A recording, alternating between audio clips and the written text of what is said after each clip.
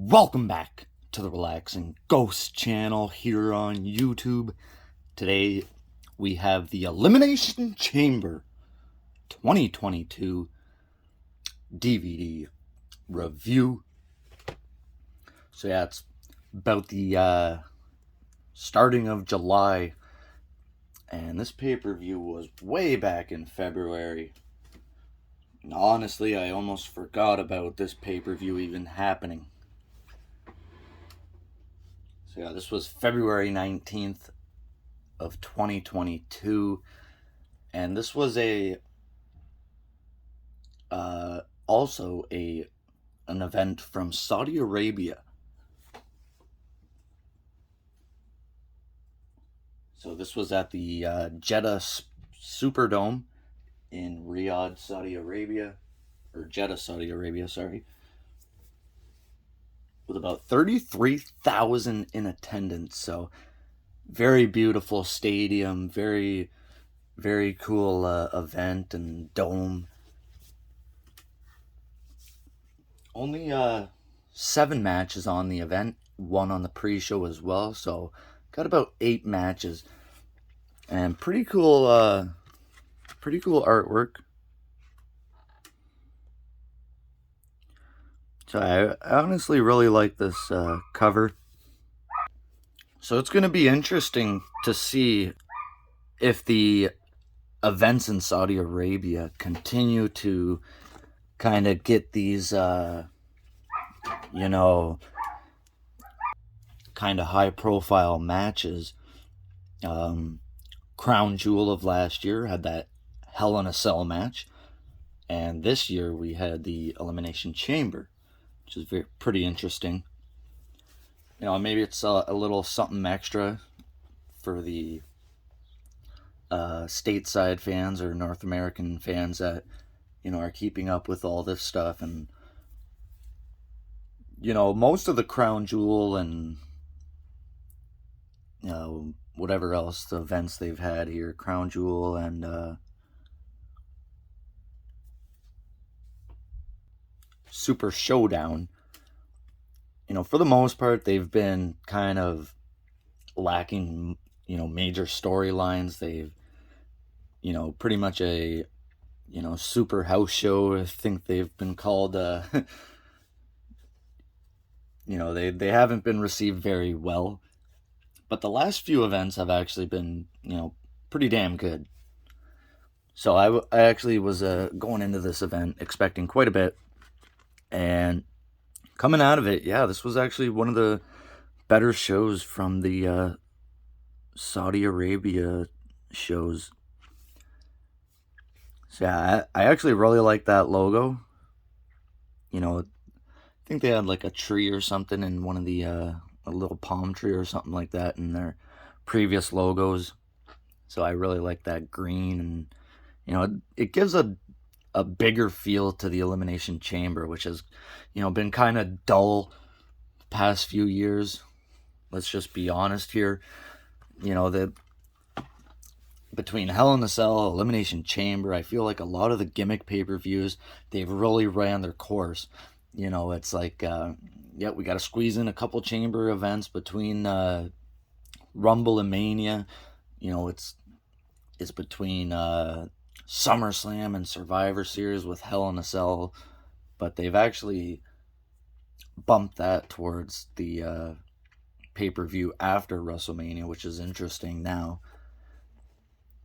Kind of between Mania and SummerSlam, we're getting Hell in a Cells now, so it's good to switch up the schedule a bit and kind of give Hell in a Cell a new meaning. Same with Elimination Chamber. So little rant.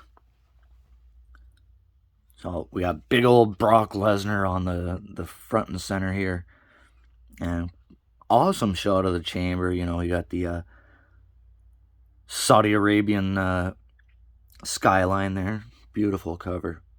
A lot of cool covers. On the spine there, we got a yellow and green home video logo, along with Becky Lynch and Lita. Pretty cool.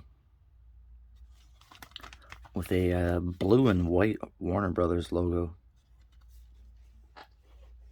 Haven't noticed that. They've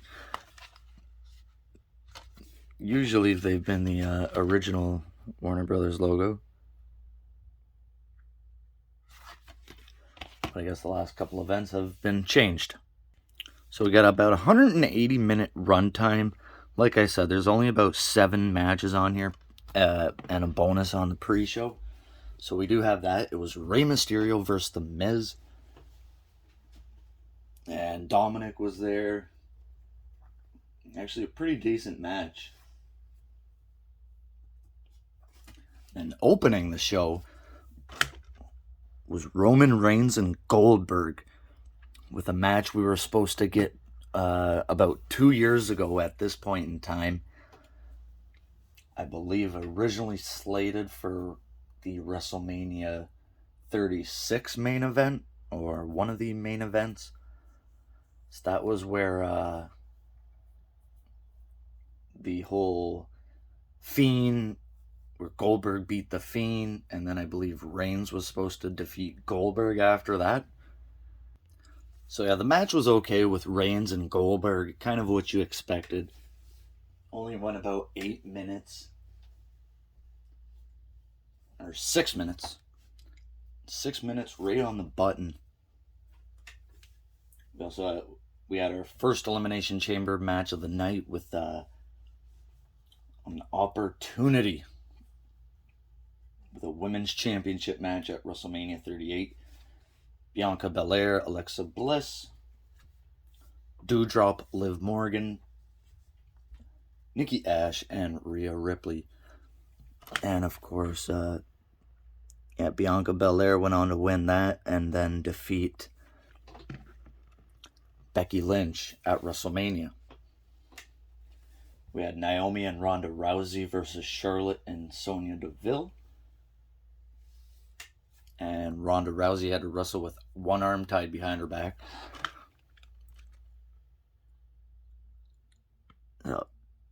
Kind of strange match. We had Madcap Moss versus Drew McIntyre, Becky Lynch versus Lita for the Raw Women's Championship, and then an Elimination Chamber for the WWE Championship. Bobby Lashley defending the championship versus AJ Styles, Austin Theory, Matt Riddle, Seth Rollins, and Brock Lesnar. Honestly, a pretty disappointing storyline, because if you remember, Reigns was pulled from day one. Might have been storyline wise. Lesnar was thrown into the day one main event, wins the championship, loses the championship at the Royal Rumble to Bobby Lashley, and then wins the Royal Rumble to challenge Reigns at WrestleMania. So Lesnar did not need to be a part of this. Shortly after that, I've seen the Elimination Chamber poster floating around online, and I said this is a spoiler for the Elimination Chamber, long before the Royal Rumble ever happened, which kind of was steering me away from Lesnar even winning the Rumble. I thought, you know what, he'll lose the title at Rumble and he'll win the Chamber. So who would have won the Rumble was maybe going to challenge Lashley. And I thought they could have ran back with McIntyre and Lashley, because that was a pretty good feud of the past year or so. But they did go with Lesnar, kind of gets the clean sweep here, but loses at Mania. So, executed very poorly. I think people saw this coming a mile away. Lesnar, I liked what they did with him at the Rumble, honestly. But he did not need to win the WWE title here. And now the championship's pretty much been on ice since WrestleMania.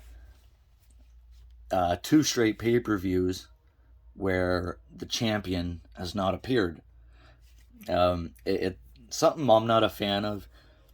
If they're going to have, Roman Reigns take these extended leaves of absence, Similar to Brock, I was never a fan of the part-time champion, and I'm definitely not a fan of it now. It doesn't matter if Reigns is having the run of his life. He's almost at 700 days as a champion. He will be at exactly 700 days at SummerSlam. I believe he was at 500 here. Oh, it's an incredible feat for Lesnar or Reigns. So there's a final shot at the back. Very cool shot of the chamber. Got Lesnar up there. And then I don't even think Lashley was in it to defend his championship, which is also very strange. Yeah, so someone was thrown into Lashley's pod, and the impact, resulted in Lashley requiring medical attention, and he was pulled from the match, which kind of sucks because he hasn't got a rematch, and it's just one of those things that never really needed to happen. Lesnar still had his Rumble opportunity, so winning the WWE title was kind of strange. It's like double booking. It doesn't need to happen. So I don't know. For me, I'm gonna give this pay-per-view kind of a thumbs down, but maybe more towards the middle. Elimination Chambers are usually good pay-per-views. This was a solid show. It, kind of too predictable and, underwhelming finish. So let me know your thoughts on this. As always, we'll talk to you later. Peace.